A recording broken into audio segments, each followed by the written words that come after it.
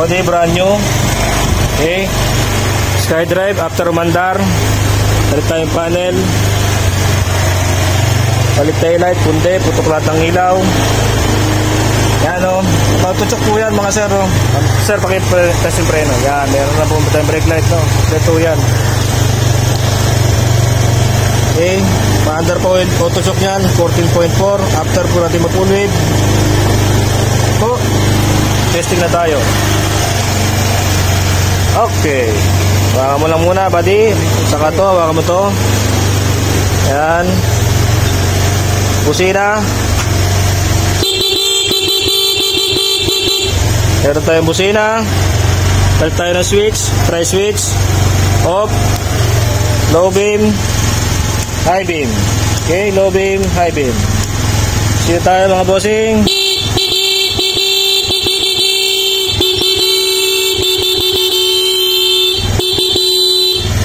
Para naman kurap. Mabukas ang headlight sa low beam. I-high beam natin. Naka-high beam na. Yan natin kung kukurap.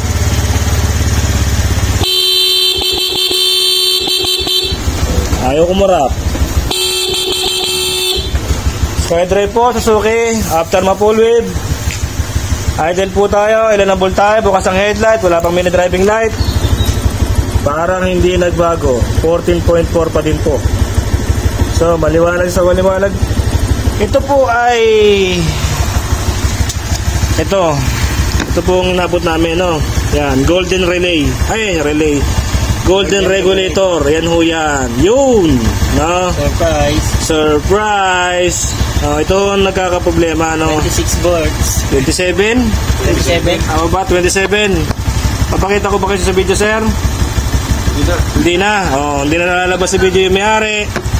Ipakita na lang natin itong kanyang regulator. Golden regulator. Yan. 27 volts. Idle.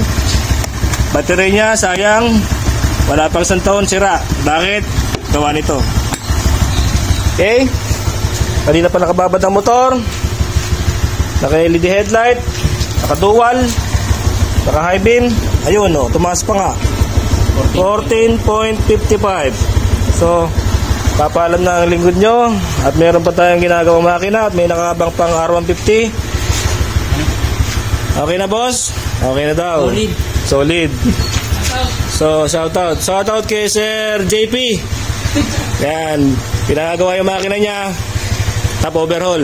Tapos yung radar doon sa Sir FI, no, saglit lang. Kasama na to rito. Sa lahat na sumusuporta kay San Pedro Boulevard, maraming sa inyo lahat. Salamat sa inyo lahat. God bless sa inyo. Thank you all. Thank you po. Salamat din, salamat. Okay, thank you sir. Tinuna yung ako.